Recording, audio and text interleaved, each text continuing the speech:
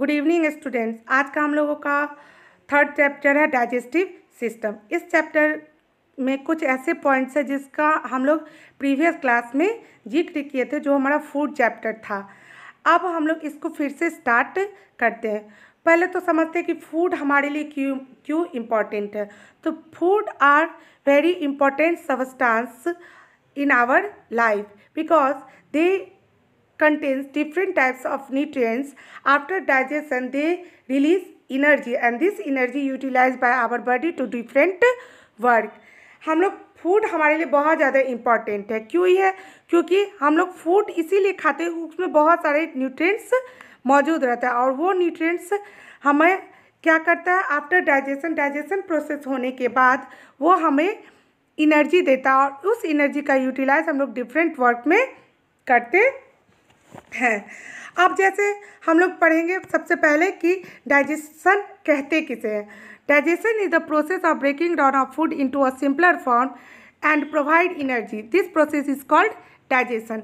Digestion एक ऐसी प्रक्रिया है जिस प्रक्रिया में फूड को सिंपलर फॉर्म यानी छोटे छोटे टुकड़ों से तोड़ने से लेकर के और पचाने तक की प्रक्रिया को हम लोग डाइजेशन कहते हैं। और यही जब प्रोसेस होता है तो हमारे बॉडी में यही फूड एनर्जी रिलीज़ करता है और एनर्जी देता है, जिससे हम लोग बहुत सारा काम करते हैं।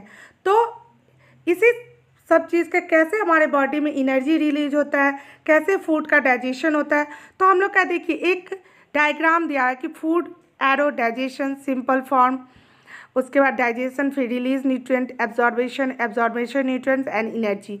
तो सबसे पहले फूड के बारे में हम लोग समझ लेंगे कि कोई भी चीज़ हम जब मुंह में लेते हैं तो वैसे ऑब्जेक्ट को हम लोग फूड कहते हैं, और जो जिसमें न्यूट्रिएंट्स हो। उसके बाद डाइजेशन होता है जब हम लोग फूड को जब डाइजेशन फर्स्ट स्टेप होता है कि फूड को हम लोग छोटे छोटे टुकड़ों में करते हैं। उसके बाद वो सिंपलर फॉर्म में आता है, फिर डाइजेशन शुरू होता है। फिर वो स्टमक में क्या करता है, फूड को फिर स्टमक क्रश करता है। उसके बाद वो फूड कहाँ चला जाता है, स्मॉल इंस्टेंटाइन में।